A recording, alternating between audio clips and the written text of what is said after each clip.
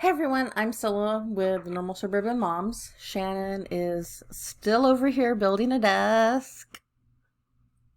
Still, I'm almost done. So this is the third video, and final video in our trilogy of new office space videos. Shannon wanted to do a video on why you should follow directions when you build things. I did not say that. You did. Um, you totally did. However, Putting words in my mouth. no, she did totally say that. However, we actually are going to cover a different topic today. So, a lot of this channel has been all over the place. We've done some response videos, we've done some reaction videos, we've done a little bit of gaming videos. We've done just kind of like who we are videos. Yeah, we've done about us and who we are. And that's all going to still be part of our channel because this channel really is about just us being normal suburban moms, and that leads to all of those things. We react to things, we have opinions on things, we have different, experiences in our life that we feel we want to share. And there's a couple of other things that we have that we want to sort of add to the mix, as it were. Gonna be some like humorous things coming up, I hope. Not everything's gonna be so heavy like a lot of our videos tend to get. Today's video is going to be about an issue that we as moms have to deal with now that previous generations didn't have to deal with at the level that we do. And that is, as we have our youth be more open with being LGBT, how does this affect things like slumber parties and sleepovers? Yes. Because when Shannon and I were in high school, we had sleepovers all the time without a second thought. To be clear, in high school, we really were just friends. Romantic attraction. Okay. Actual romantic, I don't want to say attraction and feelings because that actually probably started in our 20s. I mean, if we're honest. If we're honest. But we didn't actually take anything in the way of, acting on physical attraction or anything until our 30s. In high school, we both had boys that we were just crazy in love with. Crazy being the main operative word there. I was going to say the exact same thing. Emphasis on crazy. Yeah. So, in retrospect, well, we probably should have realized we had feelings for each other in high school. One, we were both in love with other people at the time. And two, back in our day. No, but it wasn't that long ago, guys, but yeah. No, but back in the year 2000, which is when we met. It was a different climate, a different cultural climate. It was very different, and especially in deep South Texas where we were going to school, being openly LGBT would not have been accepted. We would have been ostracized at school. It wasn't even something we could really think about doing because even if we had realized that there were feelings there. And yes, in retrospect, there were feelings there. But it just wasn't done. No. So, it was different with us. But our daughter is thankfully able to be openly LGBT. She doesn't know what flavor of LGBT she is yet. She knows she likes girls. She's currently dating a trans boy, and who is absolutely wonderful. But that did sort of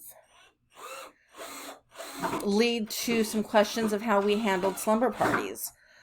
Because she has had girlfriends since she was in 6th grade. 5th grade. 6th grade. 6th grade. And, you know, in 6th grade, we didn't really have a problem with her then girlfriend spending the night because they were in 6th grade. Yeah. As she has gotten older, though, and romance has become more complicated and hormones have entered the equation, it's led us to have some interesting conversations and deal with some interesting things that we never really thought about before. You know, if she has a girlfriend that is her best friend, is that okay for that girlfriend to spend the night? If she had a boyfriend, we wouldn't even, a cisgender boyfriend, we wouldn't even contemplate him spending the night. But, and what about her trans boyfriend? Do we treat him like we would a cis boy and say, no, in the interest of being fair, you're a boy, so you can't spend the night? Or do we take biology into account? And that is what we have been doing up to now. Yes, we've been taking biology into account up until now. But now hormones have entered the equation. And she's in high school now, not middle school. So things like sex are a more realistic, I don't want to say fear, but a more realistic concern, I guess. And yes, I know she's not going to get pregnant from dating another girl or a trans boy, but there's emotional implications that go along with sex regardless of what your orientation is. And so these are things that we've had to think about. So initially we had said, you know, no romantic interests are allowed to spend the night at all, period, full stop. Which we started that in eighth grade, I think. And it did lead her to lie to us once about a girl that she was dating that she said was just a friend to get around our rule. Sorry. No, you're fine. She's finishing up her desk. So then for a little while, we just put the kibosh on all sleepovers, period, because we couldn't trust her to tell us who was a romantic interest and who wasn't. She lied, there were consequences. She lied and there were consequences. Now, after a while, it started to feel like it was going beyond just being a consequence for lying and she was being punished for being LGBT. So we decided it was time to revisit that rule. She had paid her consequence and we decided to give her another shot. So, and that girl she was dating at the time, they had since broken up. She was dating this trans boy. We decided that we were going to, you know, regardless of his gender identity, we were going to just no romantic interest spending the night, period. And in 90% of situations, I think we probably would have just left it at that and stuck to that. There did turn out to be some extenuating circumstances with this particular boy that she's dating, where he is having some, we'll say, some stuff going on that we want him to be able to come to our house and sort of have a safe place. I don't want to go too much into detail about the specifics because it's not my story to tell. But I will say his specific circumstances led us to revisit the issue. And so what we and I honestly, in my heart, I did some soul searching on it, and I honestly feel like even if he was a cis boy in the same situation, I probably would have revisited it just the same. Really has nothing to do with the fact he is specifically a trans boy or a biological girl or anything, other than the fact that he's a kid that we feel like we need to be there for. And as I've said many times, I mean, we're educators for a reason. We care very deeply for kids. And we happen to care a lot for this kid because he's been really good to our daughter. He's a great boyfriend and we just adore him. So it has nothing to do with him being trans, because I really do feel like if he was a cis boy, we would be doing the same thing. So what we decided was that he could spend the night with specific rules. They can't be in a room alone with the door closed. They have to sleep in separate beds. He has to sleep in the guest room. She has to sleep in her own room. There is only one shot. As much as we want to help out her boyfriend and, you know, be a safe place for him to come to, at the end of the day, our daughter's well-being, mentally, physically, everything is more important. So this is like, there is a no second chance thing here. They're going to follow the rules or it stops. But like I said, these are extenuating circumstances.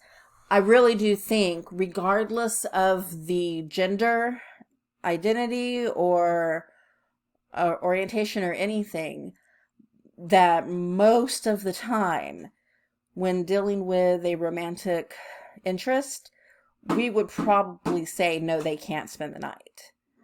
9 times out of 10. This is that one time exception. And, you know, if this relationship doesn't work out for her, they are freshmen in high school, so I know the chances of them staying together are slim.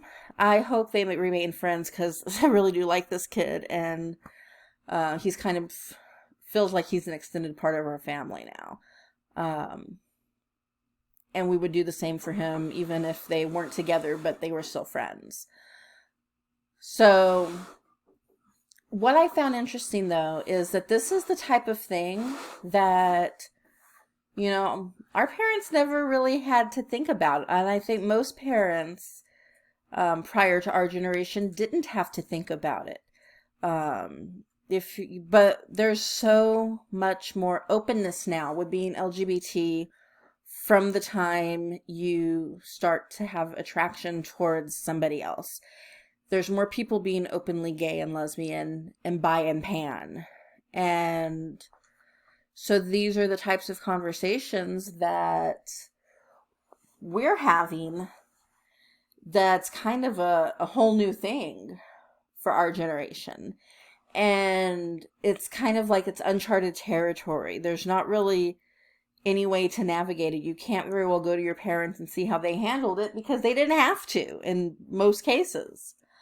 So, it's also something I don't think is talked about very much. I've seen some internet posts about this, but it seems like something that people have questions about but don't really know how to address. And I think it's okay to just straight up address it. You're not discriminating against anybody. You're trying to protect your child from a situation they may not be ready for. And, you know, that has nothing to do with gender or orientation or anything. You know, sex has emotional implications for a teenager, no matter what their orientation is. So I think it is an important thing to talk about, and I think that our generation needs to start addressing issues like this that are new to us and not be afraid to talk about it and what it means for our children. I'd love to know your thoughts. Feel free to leave a comment down below and share your thoughts on the topic. And if you like this video, like, subscribe, share. You can follow me on Twitter at TXGURL11. And it looks like we finally have a desk of sorts. Put the finishing touches. I'm not ready. Yep, it's a little desk. I just wanted something small. That's my own space. So that concludes both this video and the trilogy of Shannon's Desk Adventures. But yes, I really would like to know your thoughts and start a conversation. So, share your thoughts. Let's talk about it. And until next time, I'll be seeing you. Bye.